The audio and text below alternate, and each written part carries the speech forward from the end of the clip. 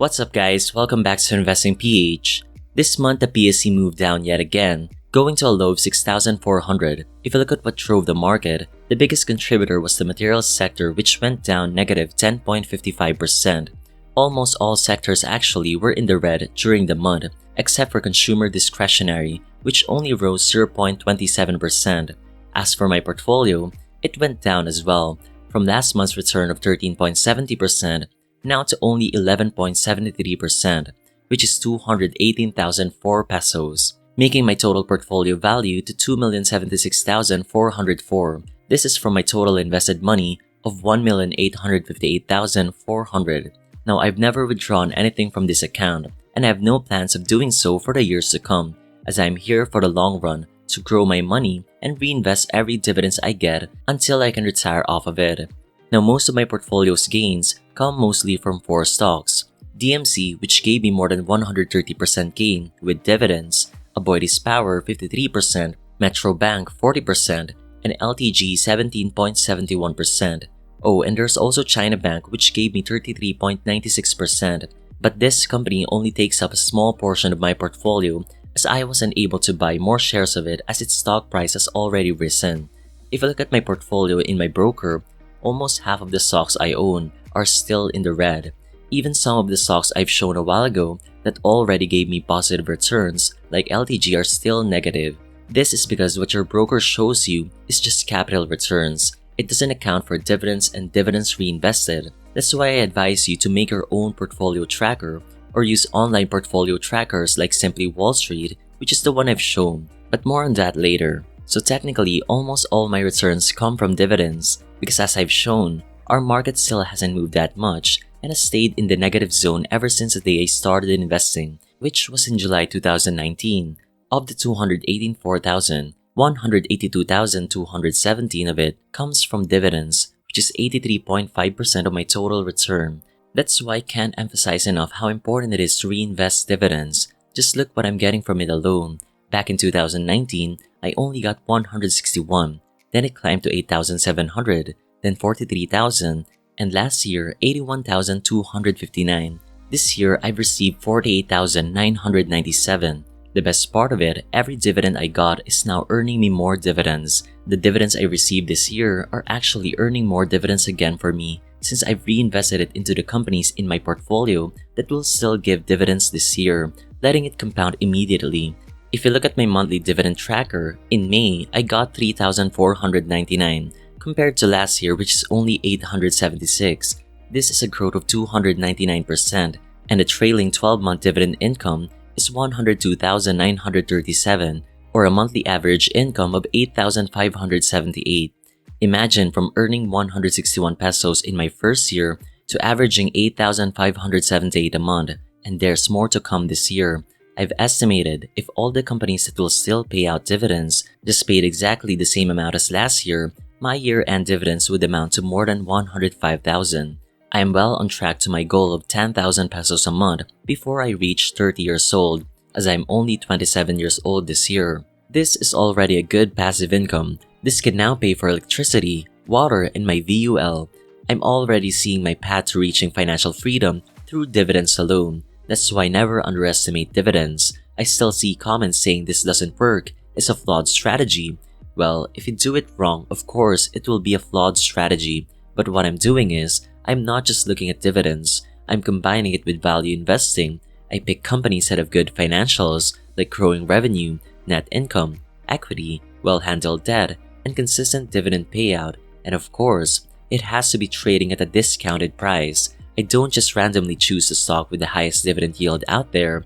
Every stock in my portfolio, I've researched it before I even bought it. So far, it has worked well for me. Even when our market is down big, my portfolio is already in the positive, all thanks to the strategy that I've been doing for 4 years now. The best part of it, it's so easy to do.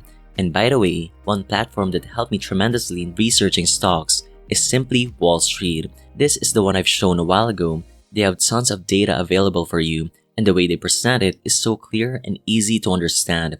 They give graphs, comparisons, and explanations where a beginner investor could understand.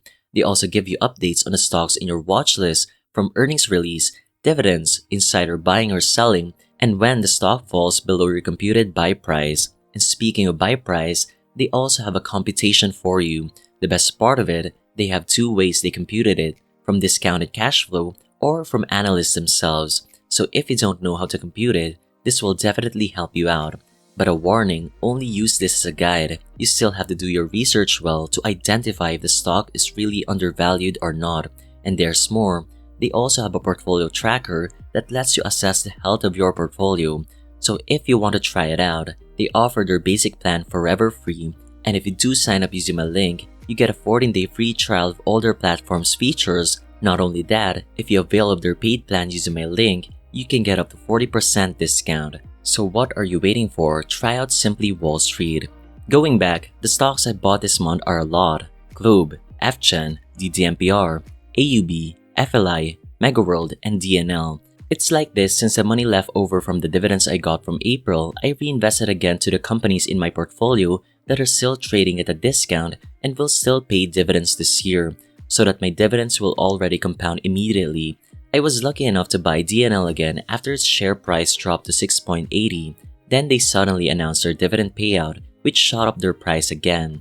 Now I'm actually balancing my portfolio so that my dividends won't be too reliant on companies like LTG and DMC. But I just couldn't say no to the price of LTG after it dropped below the average price that I have for it. That's why I bought it again. With that, these are all the stocks I own. Globe still takes up the largest portion of my portfolio, followed up by LTG, Megaworld, DDMPR, AUB, TNL, Emread, Aboitiz, and the rest have less than 5% share. Now what I'm doing is just a cycle. I'm just constantly investing in the cheapest company on my watch list. That's why the previous top 5 companies in my portfolio like Aboitiz, DNL, and even DMC back then have fallen since their stock price already went beyond the price I want to buy it. But if their price falls again, I'll definitely buy more of it. But right now, as I'm currently balancing my portfolio so I won't rely too much on LTG's dividends, then even though LTG's price falls below my buy price for it, my focus would be on the other stocks in my portfolio. And actually, I'm considering investing in a new company, which is All Homes, a retail company, which is owned by the richest man in the Philippines, Manuel Villar. Right now, its stock price has plummeted big time from its IPO back in 2019 of 11 pesos. Now it's only worth 1.70. And if you've been a follower of my channel, I like these kinds of companies wherein investors are selling. And it's not just the price that attracts me, its revenue has grown since 2016, although it had negative growth in 2022, but overall, they are still growing. Net income the same, had a big fall after their sudden growth in 2021, but in their latest 12 months, they have somewhat recovered. Equity growth is also consistent, and their debts are well managed. Current ratio is at 2.78, meaning they have 2.78 pesos of current assets for every 1 peso of current liabilities. This means they can easily pay up all their short-term obligations with more to spare, and its debt to equity is only 0.7, so this company handles its debts well. And if you look at their key valuation metric, the ratio is only 5.4 compared to their competitor Wilcon Depot, which is now trading 27.4 times its earnings. Price to book is only 0.4, which means if I buy right now, I'm buying their equity at a huge discount, and comparing it again to its competitor, Wilcon Depot trading 5.4 times its earnings. And since its stock price went down hard, of course, its dividend yield went up, which is now 4.5%, and for the 2 years, they've actually grown their dividends. Though this isn't a good basis if they will continue to grow their payout or if they will be consistent since we only have 2 years of data. But what I also like is they pay their dividends in full in December, for which those companies in my portfolio that pay me July to November, I can reinvest their dividends in this company so that I can already compound it within the same year. But again, I'd only do this if the stock price is still trading at a discount during that time. If not, then I just invest in any company that fits my criteria. So I'm still assessing if I would add this company to my portfolio, and the reason as well I'm scanning the market for another good dividend stock is because I'm already looking for a replacement for MPI if the privatization of the company would push through, although the talks about it are still underway. So what do you guys think about All Homes? Comment down below. With that, this ends this monthly update. Again, before you leave, I would like to remind you to please click the like button first. It really helps out the channel. Thank you and see you in the next video.